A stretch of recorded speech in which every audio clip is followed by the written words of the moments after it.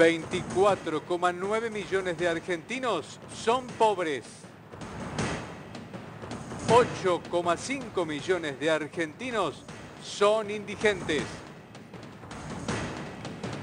7 millones de menores de 14 años son pobres. 2,8 millones de menores de 14 años son indigentes. Oficialismo y oposición, todos los políticos son responsables. Basta de chamullo. Fin.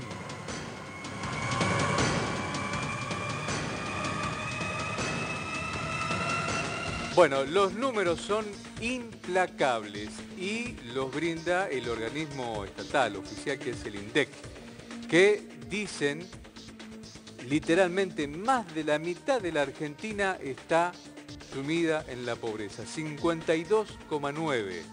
¿Saben de cuánto era antes? Que tampoco era una cosa para festejar, del 40,1.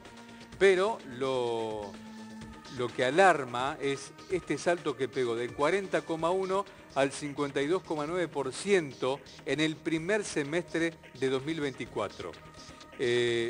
Frente, por supuesto, al mismo periodo del año pasado, ¿no? Lo que representa la cifra más alta en 20 años. La indigencia, es decir, aquellas personas que no tienen para comprar mensualmente la comida, que no les alcanza para comer por mes, saltó del 9,3 al 18,1%. Es increíble, el 100%, ¿no? Según informó el INDEC. Extrapolado a la población total, esto implica que unos 24.800.000 argentinos, casi 25 millones, son pobres. ¿Qué significa? La línea de pobreza es que no te alcanza para cubrir los servicios básicos, ¿no? Tenés alimentación más servicios, sin contar el alquiler, por supuesto. Luz, gas, transportes, vestimenta, educación, salud, a eso nos referimos. 25 millones de argentinos no pueden costear estos gastos de manera mensual, mientras que 8,5 millones están sumidos en la indigencia, no tienen lo suficiente como para comer normalmente todas las comidas durante un mes. El 42,5% de los hogares se encuentra bajo la situación de pobreza, unos 4.319.760, donde vive el 52,9% de las personas. Dentro de ese conjunto se distingue un 13,6% de hogares. Cuando hablamos de hogares hablamos de una casa con varias personas adentro, sí, ¿no? No estamos refiriéndonos a una sola persona. El 13,6% está por debajo de la línea de indigencia. Y el nivel de pobreza es sumamente alto, un dato pésimo, pero dada la crisis en la que estamos, nadie puede sorprenderse. Por supuesto, esto lo aseguran los economistas, ¿no? Uno ya veía venirse este número, pero si vos te pones a pensar que en el total de la población, más de la mitad son pobres, es la verdad que ahí uno entra. Porque vos podés hablar de porcentaje, de millones, pero si creo yo, ¿no? Decir más de la mitad de algo tan grande como la Argentina es pobre, ya tomás una dimensión, me parece un poco mejor, ¿no? ¿Y dónde? Mirá, un total de 17 de los 30 aglomerados urbanos que se encuentran por encima del índice nacional Resistencia, la capital de Chaco encabezó la nómina de conglomerados urbanos con mayor índice de pobreza, con el 76,2%, más de 24 puntos por arriba del promedio nacional. 3 de cada 4 personas se ubican por debajo del umbral mínimo estipulado para no ser considerado pobreza. Estamos hablando de 3 de cada 4 personas. Después, bueno, lo sigue Formosa en segundo lugar, luego La Rioja, después está Concordia, en Entre Ríos con el 65,8%, Santiago del Estero con el 64%, luego le siguen la ciudad de Santa Fe con el 59,8%, Partidos de Gran Buenos Aires con un 59,7%, Viedma, Carmen de Patagones también, luego se encuentra Posadas, Gran Catamarca que está con el 55,9%.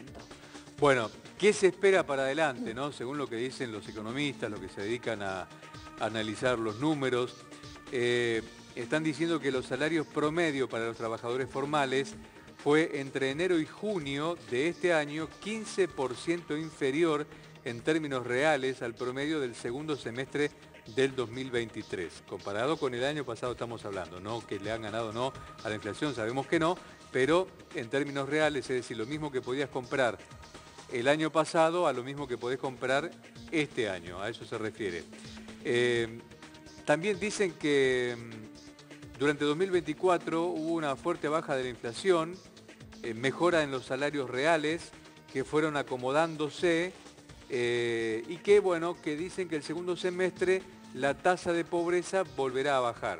Es cierto que hubo una considerable baja de la inflación, pero antes de producirse esta considerable baja de la inflación hubo un pico muy grande de inflación, que fue la devaluación apenas asumió el presidente Milei, que empezó al final del otro gobierno, que continuó con este, ¿no? Sí, y una devaluación. Por eso es que no es que han bajado tanto los índices, bajó porque subió demasiado. Una devaluación del más del 100% en los primeros días de la gestión del ministro de Economía, Luis Caputo, y también sobre ese número que vos mencionabas, Mauri, tan importante del inicio de lo que fue el periodo del mes de diciembre, es decir, 10 días del gobierno, 9 días del gobierno anterior y luego el resto ya de la gestión Milei, había sido superior al 25%, sí. Y la de enero la inflación fue de 20%, un poquito más arriba del 20%, que es sobre la que, por ejemplo, entre todos los perjudicados, porque todos lo fuimos, grandes perjudicados fueron los jubilados, con lo que fue hace menos de 2 semanas el veto a ese empalme que se buscaba para que compensaran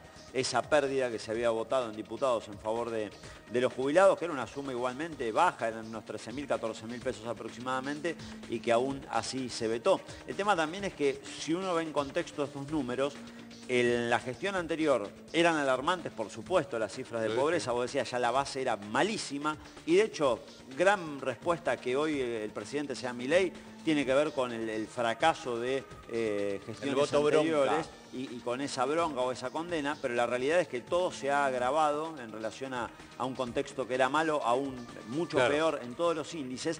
Y hay uno que no era malo en cuanto a los números en la gestión anterior, que era el del desempleo, que ahora está creciendo de manera muy pero muy acelerada, además de que tenemos una base de la mitad de la economía que es el negro, ese es uno de los grandes problemas también que hay, con lo que vos tenías antes la situación de, bueno, gente empleada que tal vez tenía complicaciones o que tenía que ir al famoso pluriempleo, tener más de un laburo. Ahora se ha quedado sin laburo.